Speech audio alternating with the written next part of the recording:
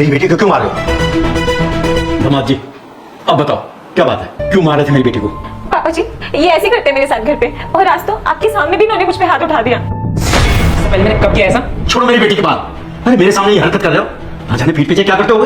तुम्हें कुछ शर्म लिहाज भी है कि नहीं? चुप कर, नहीं कोड दूंगा कसके। पापा जी आपको तो पता है ना, हम दोनों की शादी को 2 साल हो चुके हैं, और इन 2 सालों में मैंने आज तक इस पर हाथ नहीं उठाया।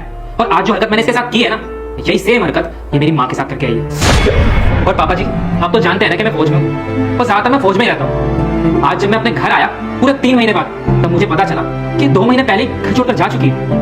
और मेरी माँ ने बताया कि उनके साथ कलेश कर आई है, और तो उन पे हाथ भी उठाकर आई है। मैं अपनी माँ को इसके भरोसे छोड़कर जाता था, ताकि जब भी मैं फौज में जाऊँ मेरे पीठ पीछे मेरी माँ का ख्याल रख सके।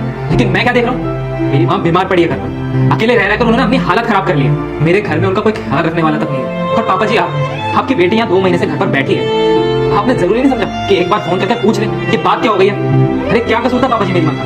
मेरी माँ ने कभी इसे बहू नहीं माना, हमेशा अपनी बेटी की तरह रखा, लेकिन फिर भी उनके साथ इतना अत्याचार करती रही। हाँ तो पापा मुझे पार्टी में जाना था, और इनकी मम्मी मुझे पार्टी में जाने से रोक रही थी। जब मैं टाइम पर सारा काम करके दे रही हूँ इनकी मम्मी को, वो कौन होती है मुझे रोकने टोकने वाली?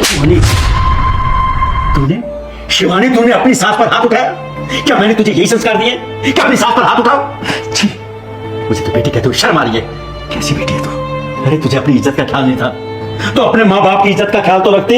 पापा आप मेरी साइड ना लेकर इनकी साइड ले रहे। अरे इन्होंने हाथ उठाया मुझ पर। अरे रुक जा बेटा, मैं शंकर महादेव हूँ। तू चाहता है तेरी हर इच्छा पूरी हो तो इस वीडियो को लाइक और चैनल को सब्सक्राइब करके कमेंट में हर हर महादेव लिखने से तेरी हर इच्छा पूरी हो जाएगी। अरे पापा जी आपको भी तो सोचना चाहिए था ना कि मैंने 2-3 महीने से आपको कॉल नहीं करा, आपकी बेटी से बात नहीं की। इसके पीछे की कोई ना कोई वजह तो होगी ना। और आपको पता है ना कि मैं फौज में हूँ, मेरी माँ घर पर अकेली होगी, आपको थोड़ा तो ख्याल रखना चाहिए था इन चीजों का।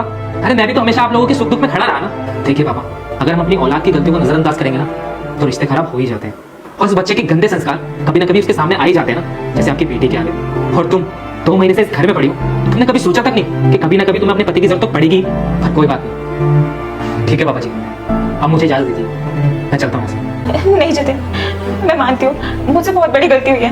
मैंने तुम्हारी मम्मी पर हाथ उठाकर अच्छा नहीं किया, पर मैं तुमसे वादा करती हूँ आज की बात ना, ऐसी गलती मुझसे कभी भी नहीं होगी। मैं तुम्हारी मम्मी का बहुत ख्याल रखूंगी, पर प्लीज लास्ट में मुझे एक चांस दे दो। दामाद जी, शिवानी अब एक पल भी इस घर में नहीं रुकेगी, आपके साथ जाएगी। लो शिवानी, सामान पैक करो और दामाद जी के लिए चाय बना कर।